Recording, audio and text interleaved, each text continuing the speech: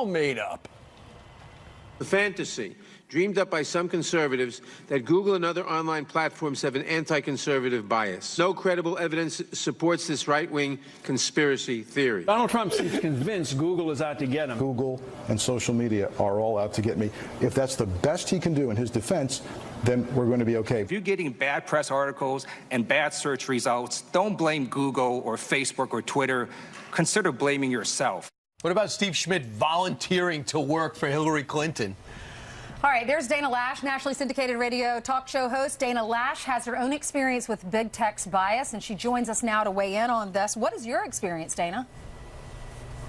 Oh, good morning, everyone. And yeah, I don't think that the accusations against Google are unfounded, and particularly some of the emails and some of the other studies that have been done by outside groups looking at their search results definitely don't help the argument that the accusations are unfounded at all. And I think that if Democrats were very earnest about making sure that all speech is enjoyed and no one's employing any sort of corporate censorship, they would want to get to the bottom of this. But you're right, Ainsley. While I haven't had really an experience with Google, I've definitely had experiences with Twitter, ongoing experiences that I think show that the company has definitely been biased in the way that they deal with individuals with whom they may disagree with ideologically, particularly the leadership of Twitter. For instance, and I was talking with your producers about this, a couple of years ago, I went through kind of a pretty scary thing wherein I had my photos of my home and my address and my cell phone number that were posted to numerous Twitter accounts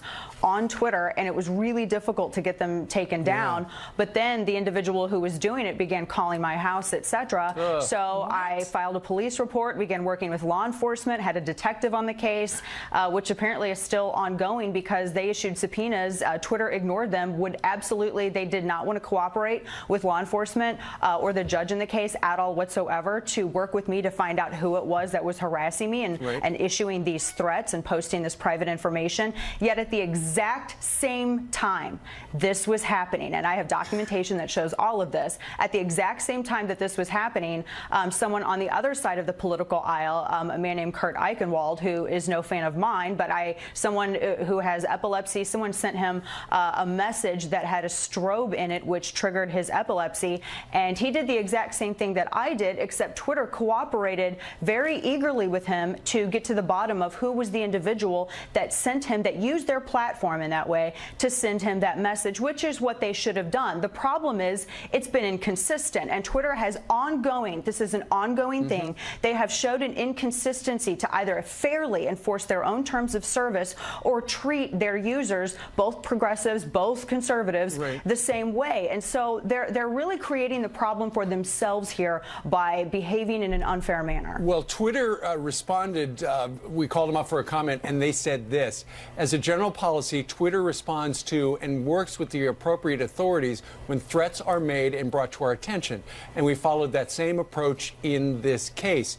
You're saying that's not true. No, they absolutely did not. Unless they're calling the detective and the judge in the case a liar, they absolutely did not. And as I said, the detective on my case said that Twitter, and I quote, Twitter ignored the subpoenas in this because they tried to get the company to cooperate to see who it was that had, this was an individual who was threatening to do some pretty bad stuff, knew where I lived, had my address, had my phone number, and was posting it up on numerous accounts on Twitter. That is so and at the scary. exact same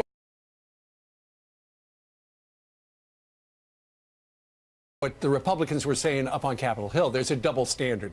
The way Google treats Republicans, you're saying there's a double standard the way Twitter handles conservatives and progressives. Yes, absolutely. And this isn't even, I wish people could forget their tribalistic ideology for a moment.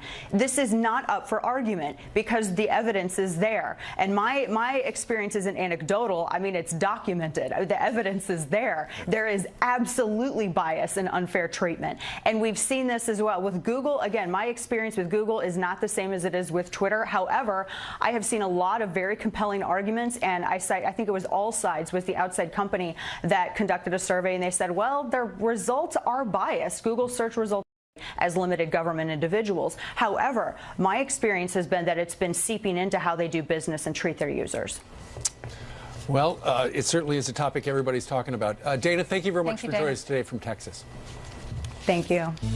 the term co-conspirator is beginning to fit Donald Trump like a well-tailored suit. I believe very strongly that the president himself can be indicted. This is the beginning of the end for the Trump administration. I believe that this president is dangerous, and I believe that he certainly qualifies for impeachment.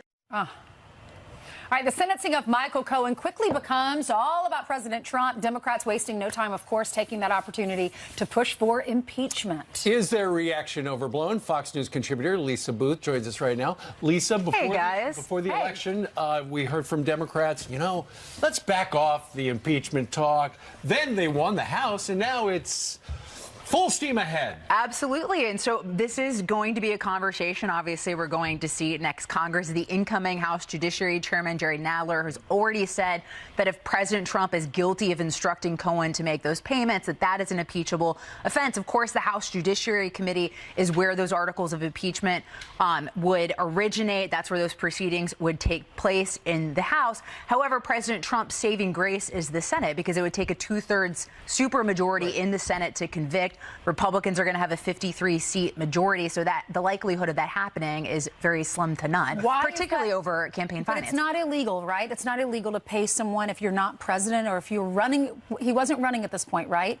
It was a damage control payment. So is it illegal? So my understanding is Jerry Nadler's argument is the fact that the payments were made with his eyes on the presidency. So therefore, according to him, he thinks it is an impeachable offense. But it doesn't necessarily mean that he's guilty of this. It just says someone's threatening to put a story out and he says, please don't. Well, so the way I look at it, obviously I'm not an attorney, but my viewpoint on campaign finance violations are typically met with fines. So I think the legal jeopardy that the president is facing, or liability the president facing, is murky. I think his bigger problem is the political aspect of this, and the fact that this next Congress, it's going to be impeachment, it's going to be investigations. This is something that people are going to be talking about and that Democrats are going to be focusing on. So his biggest liability, in my opinion, is the political optics of this. Well, how are you ever going to get out of the box and do anything productive if even before you gain the majority, you're already talking about impeachment?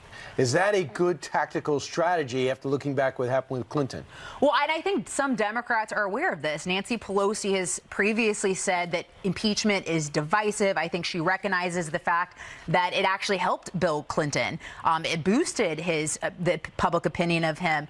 So I think, and it also helped Democrats make gains in the midterm election. So I think that Democrats are aware of that. However, they had a pretty healthy election in adding seats to the House majority, and I think that does embolden at least their base in calling for impeachment, wanting that. You're also going to have the progressive caucus that grew quite substantially as well, and so I think there's going to be a lot of push from the Democratic base for impeachment. So Nancy Pelosi and Democrat leaders are also going to have to be weighing that. All right, let's see what happens. It's going to be get the popcorn out. Things are going to get interesting, guys.